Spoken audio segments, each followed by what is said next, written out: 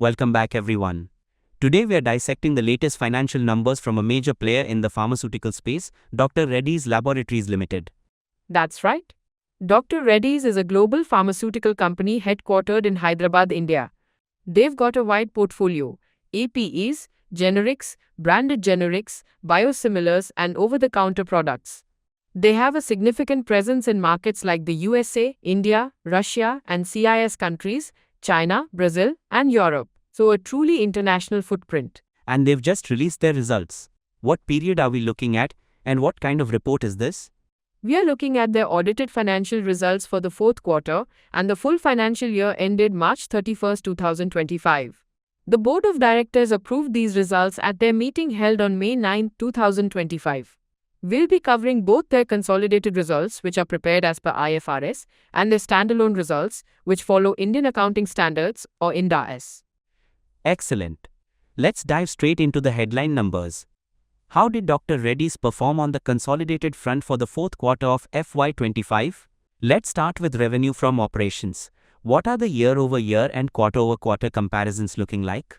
Okay, for the fourth quarter of FY25, on a consolidated basis, Dr. Reddy's reported revenue from operations of 8,506 crore rupees. Comparing this year-over-year, that's a strong growth from the 7,083 crore rupees they posted in the fourth quarter of FY24. Now looking at the quarter-over-quarter performance, it's a slight increase from the 8,358.6 crore rupees in the third quarter of FY25. A good jump year-over-year and some sequential growth too. What about their operating profitability? Let's talk EBITDA. How did that fare in Q4 FY25, both year-over-year and quarter-over-quarter? The consolidated EBITDA for Q4 FY25 stood at 2,474.9 crore rupees. Year-over-year, this is a significant improvement from the 1,872 crore rupees in Q4 FY24. Sequentially, quarter-over-quarter, it's also up from the 2,298.2 crore rupees reported in Q3 FY25. That's robust EBITDA growth. Let's move down the income statement to profit before tax or PBT. What are the trends there for the consolidated Q4 results? Consolidated profit before tax for Q4 FY25 was 2,005.4 crore rupees. Year-over-year, this is a healthy increase from 1,601.6 crore rupees in Q4 FY24. And quarter-over-quarter PBT also saw a good rise from 1,874.2 crore rupees in Q3 FY25. And the bottom line, profit after tax or PAT, attributable to equity holders? How did that shape up in Q4 on a consolidated basis? The consolidated profit after tax attributable to equity holders for Q4 FY25 came in at 1,593.9 crore rupees. Year-over-year, that's up from 1,307 crore rupees in the same quarter last year. Looking at it quarter-over-quarter, it's also an increase from the 1,413.3 crore rupees in Q3 FY25. Solid profit numbers. And what does this translate to in terms of earnings per share or EPS for the consolidated Q4? The diluted EPS for Q4 FY25 on a consolidated basis was 19.11 rupees. Year-over-year, this is up from 15.67 rupees in Q4 FY24. It's important to note that these EPS figures have been restated due to a stock split the company undertook. Quarter-over-quarter, the EPS has also improved from 16.94 rupees in Q3 FY25. Good to know about the stock split affecting EPS comparisons. Was there any significant movement in other income during Q4 for the consolidated entity? Yes, other income net for Q4 FY25 was actually an other expense net of 246.5 crore rupees. Year-over-year, this compares to an other expense net of 65.6 crore rupees in Q4 FY24.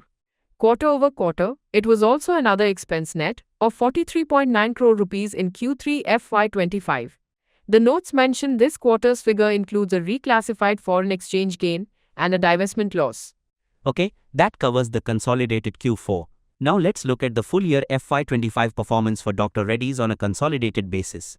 Can you walk us through revenue, EBITDA, PBT, PAT, and EPS for the full year? Certainly. For the full financial year FY25, consolidated revenue from operations reached 32,553.5 crore rupees. This is a good increase from 27,916.4 crore rupees in FY24. Consolidated EBITDA for FY25 was 9,213.3 crore rupees, up from 8,301.3 crore rupees in the previous year. Consolidated profit before tax for FY25 stood at 7,678.4 crore rupees, compared to 7,187 crore rupees in FY24. The consolidated profit after tax attributable to equity holders for FY25 was 5,654.4 crore rupees, slightly up from 5,568.4 crore rupees in FY24. And finally, the consolidated diluted EPS for FY25 was 67.78 rupees compared to 66.81 rupees in FY24. Thanks for that comprehensive overview of the consolidated full-year performance. Now let's shift our focus to the standalone results for Dr. Reddy's. How did the Indian entity perform in Q4 FY25? Let's start with revenue from operations year-over-year and quarter-over-quarter. For the standalone entity, revenue from operations in Q4 FY25 was 5,562.9 crore rupees. Year-over-year, this is up from 5,104.8 crore rupees in Q4 FY24. Quarter-over-quarter, it also increased from 5,015 crore rupees in Q3 FY25. And for standalone PBT in Q4? What are the comparisons? Standalone PBT for Q4 FY25 was 1,561.8 crore rupees. Year-over-year, this is a good jump from 1,339.2 crore rupees in Q4 FY24. Quarter-over-quarter, it showed strong growth from 1,119.4 crore rupees in Q3 FY25. How about the standalone profit after tax for Q4? Standalone PAT for Q4 FY25 came in at 1,200.7 crore rupees. Year-over-year, that's an increase from 1,034.8 crore rupees in the corresponding quarter last year. And quarter-over-quarter, it's significantly up from 849.4 crore rupees in Q3 FY25. And the standalone EPS for Q4? The diluted EPS for the standalone entity in Q4 FY25 was 14.39 rupees. Year-over-year, this is up from 12.41 rupees in Q4 FY24. Quarter-over-quarter, it also improved from 10.18 rupees in Q3 FY25. What about other income on the standalone side for Q4? Standalone other income for Q4 FY25 was 414.4 crore rupees. Year-over-year, this is higher than the 212.7 crore rupees in Q4 FY24. Quarter-over-quarter, it also increased from 235.4 crore rupees in Q3 FY25. Now let's look at the full year FY25 standalone performance. Can you give us the key figures? For the full year FY25, standalone revenue from operations was 23,115.4 crore rupees, up from 19,483.8 crore rupees in FY24. Standalone PBT for FY25 was 7,235.9 crore rupees compared to 5,791.3 crore rupees in the previous year. Standalone PAT for FY25 stood at 5,349.4 crore rupees, a nice increase from 4,342 crore rupees in FY24. And the standalone diluted EPS for FY25 was 64.13 rupees, up from 52.09 rupees in FY24. That's a clear picture of both consolidated and standalone. Let's talk profitability margins. What are we seeing on the consolidated EBITDA margin and net profit margins? And how do standalone margins compare? For consolidated EBITDA margin, in Q4 FY25, it was 29.1%. This is an improvement from 26.4% in Q4 FY24 and also up from 27.5% in Q3 FY25. For the full FY25, the consolidated EBITDA margin was 28.3%, slightly down from 29.7% in FY24. The consolidated net profit margin for Q4 FY25 was about 18.7%. For the full FY25, it was around 17.4%. On the standalone side, the net profit margin for Q4 FY25 was higher at about 21.6%.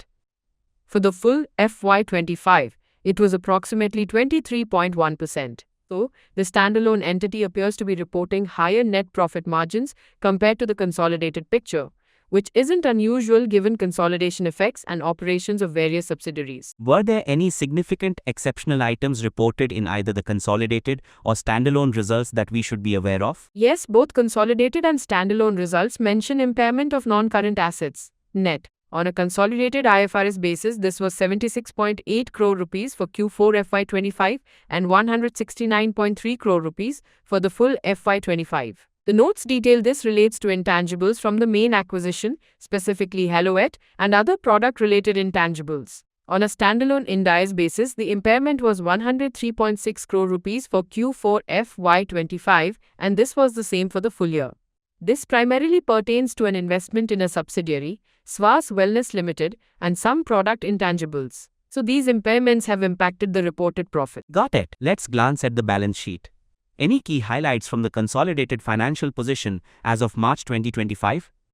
On the consolidated balance sheet as of March 31, 2025, total equity increased to 33,716.6 crore rupees from 28,055 crore rupees a year ago. Goodwill saw a significant jump to 1,181 crore rupees from 425.3 crore rupees, and other intangible assets rose to 9,680.3 crore rupees from 3,695.1 crore rupees. This is largely due to the Haleon NRT business acquisition. Cash and cash equivalents stood at 1,465.4 crore rupees. The company reported a net cash surplus of 2,450 crore rupees as of March 31, 2025, and a net debt to equity ratio of negative 0.07, indicating a strong cash position. On the standalone side, total equity was 28,856.6 crore rupees. A notable item is non-current investments, which stood at 10,310.5 crore rupees, likely reflecting investments in its subsidiaries. That healthy net cash surplus is a positive sign. What about cash flows for FY25 from the consolidated statement? And any news on dividends? For FY25, consolidated net cash generated from operating activities was 4,642.8 crore rupees, slightly up from FY24. Net cash used in investing activities was 5,102.1 crore rupees, which includes a significant outflow of 5,309.6 crore rupees for the acquisition of businesses, mainly Haleon. Net cash from financing activities was positive at 1,185.5 crore rupees. Regarding dividends, the board has recommended a final dividend of 8 rupees per equity share for the financial year 2024-25. This is of course subject to shareholder approval. The record date for this dividend is July 10, 2025. The cash flow statement for FY25 also shows a dividend paid amount of 666.2 crore rupees relating to the previous year's dividend. Now, this is a diverse company. Let's break down the performance by business segments on a consolidated basis. What are the key drivers there? Dr. Reddy's reports primarily under Pharmaceutical Services and Active Ingredients or PSAI, Global Generics, and others. For PSAI in Q4 FY25, revenues were 956.3 crore rupees, showing a strong year-over-year growth of 16% and also a 16% quarter-over-quarter growth. For the full FY25, PSAI revenues grew by 14% to 3,384.6 crore rupees. Global Generics is the largest segment. In Q4 FY25, it clocked revenues of 7,536.5 crore rupees, up 23% year-over-year and 2% quarter-over-quarter. For the full FY25, Global Generics revenues grew by 18% to 28,955.2 crore rupees. Within Global Generics for Q4 FY25, North America reported revenues of 3,558.6 crore rupees, up 9% year-over-year and 5% quarter-over-quarter. Europe was a standout performer with revenues of 1,275 crore rupees, a massive 145% year-over-year growth and 5% quarter-over-quarter, significantly boosted by the acquired NRT business. India operations brought in 1,304.7 crore rupees, up 16% year-over-year, but down 3% quarter-over-quarter. Emerging markets contributed 1,398.1 crore rupees, up 16% year-over-year, and also down 3% quarter-over-quarter. The other segment had revenues of 13.2 crore rupees in Q4 FY25, a decline year-over-year and quarter-over-quarter. The gross profit for Global Generics in Q4 FY25 was 4,470.7 crore rupees, while for PSAI, it was 251.8 crore rupees. That NRT acquisition seems to be making a real impact in Europe. How does the segment performance look on a standalone basis? On a standalone basis for Q4 FY25, PSAI revenues were 914 crore rupees with a profit before interest and tax, or PBIT, of 25.6 crore rupees. Global generics revenues were 4,828.7 crore rupees, with a PBIT of 1,523.1 crore rupees. The other segment had revenues of 4.5 crore rupees with a PBIT of 4.7 crore rupees. So global generics is clearly the profit engine for the standalone entity as well. Okay, putting it all together, what's the overall performance story year over year and what factors are driving these trends? Overall, Dr. Reddy's has delivered strong growth in FY25. The consolidated revenue growth of 17% was driven by the acquired NRT business from Haleon, which contributed about 1,202 crore rupees to revenues in FY25, and also by successful product launches and increased revenues from key products, particularly in the US. The press release quotes the co-chairman and MD, G.V. Prasad, saying, "We achieved double-digit growth across our businesses. We will continue to strengthen and grow our core businesses through portfolio management and operational excellence, while pursuing strategic partnerships and inorganic growth opportunities." Are there any significant notes or events from the reports that investors should be particularly mindful of? Yes, several important points. First, the stock split. Each equity share of 5 rupees face value was subdivided into 5 equity shares of 1 rupee face value. The record date was October 28, 2024. And EPS figures have been restated accordingly. Second, the Haleon NRT business acquisition was completed on September 30, 2024. The upfront cash payment was 5,140.7 crore rupees with a potential additional contingent consideration. The company has already paid the first earn-out milestone. This acquisition significantly contributed to revenues, especially in Europe.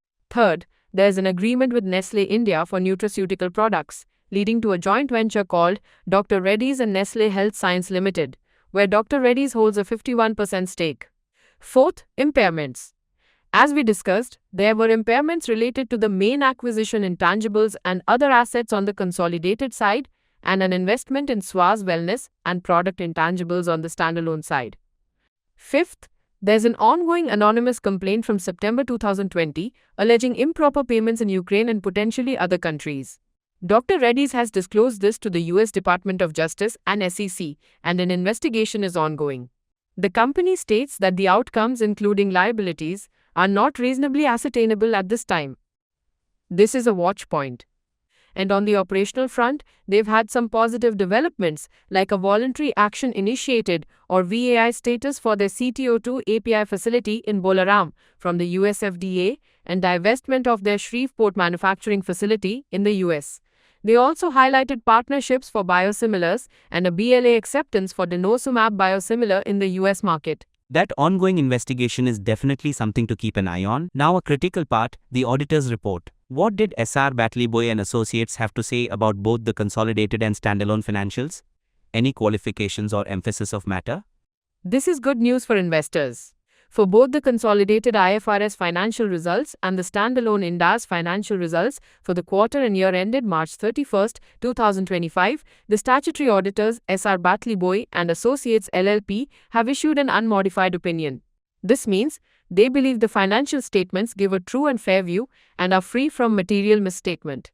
The letter to the stock exchanges also explicitly confirms unmodified opinion for both sets of results for the full year. The auditor's report on consolidated financials does mention that their opinion incorporates reliance on the audit of one subsidiary conducted by other auditors and unaudited financials for a couple of associates and joint ventures, which they note are not material to the group. This is a standard disclosure and doesn't qualify their opinion. An unmodified opinion is certainly reassuring. So considering all this, the strong financial performance, segment contributions, ongoing investigations, and the clean auditor reports, what's the outlook for Dr. Reddy's? And what are the potential risks? The outlook appears positive, driven by their diversified business model, strong market presence, and strategic focus on inorganic growth like the NRT acquisition, alongside organic growth from new launches and existing products. The management's commentary points towards continued efforts to strengthen core businesses and pursue further growth opportunities. Potential key drivers include successful integration and ramp-up of the NRT business, new product launches across geographies, particularly in the US and biosimilars, and continued growth in the PSAI segment. However, risks remain. The ongoing SEC and DOJ investigation concerning the anonymous complaint is a significant uncertainty. Price erosion in generic markets, especially the US, is a persistent challenge.